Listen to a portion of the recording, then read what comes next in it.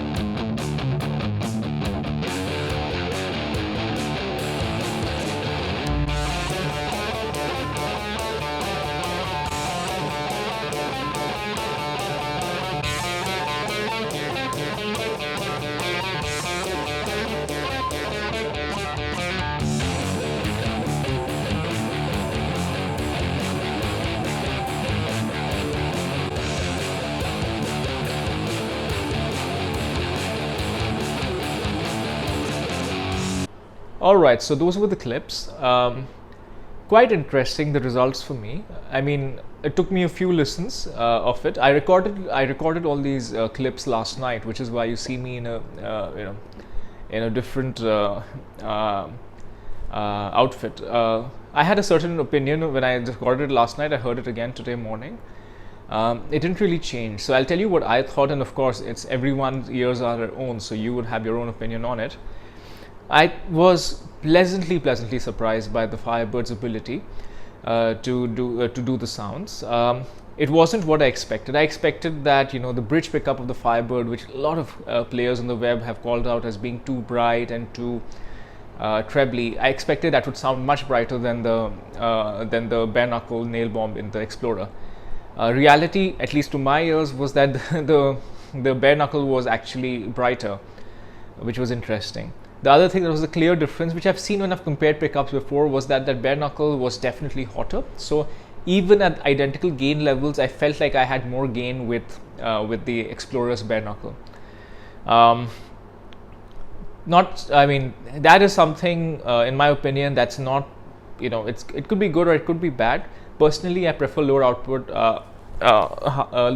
pickups, because I believe you can just add a bit more gain especially by putting a boost right in front of the guitar, which is what I do most of the time. Usually I play with an analog setup, and I usually put an EP boost. So I don't think that lower gain is a problem. So there is definitely some level of, I would say, if I'm being completely honest, if I was to rate the two guitars, the two sounds, definitely the Explorer wins it. But that might be down to the fact that the Nailbomb is specifically designed for that higher gain application. And I would really say, in contrast, the humbucker, the mini humbucker on the Firebird didn't really go wrong. It was just like a lower output humbucker. I've compared even my lower output Les Paul or even my PRS with the lower output pickups versus the Nailbomb, and I've seen the precise same difference. It's just that the Nailbomb gives it a bit more gain, and that gives it that edge. But what I can say is that this mini humbucker really compares favorably with most other humbuckers that I've seen. So net, the point of this entire this entire exercise, where I sat, played all the songs on both guitars, and I edited it, cut. It was a bit annoying, but I think it's well worth it, because it's worth listening to it side by side. I think the entire point is, I think the Firebird can play metal, no doubt about it. If you really want to simulate a higher output pickup, get a higher output mini humbucker, or if you want to stick with these, just put your EP booster in front. It's no different from doing that to a low output PAF kind of guitar. So you definitely can play high gain. Doesn't have the problems of single coils of the hum or P90s of the noise as well. So this guitar can do it very well. And yeah, so net for me, nothing's going to stop me from playing this guitar if I want to play, say, Metallica or Iron Maiden, or even more contemporary stuff like like Children of Bodom, or even Periphery, who I've been listening to recently. Though Periphery, I would probably need a longer scale length, because I need to down tune. So yeah, net, if you like the Firebird, go ahead, get it, and play whatever kind of music you like. It can handle it. All right, till next time.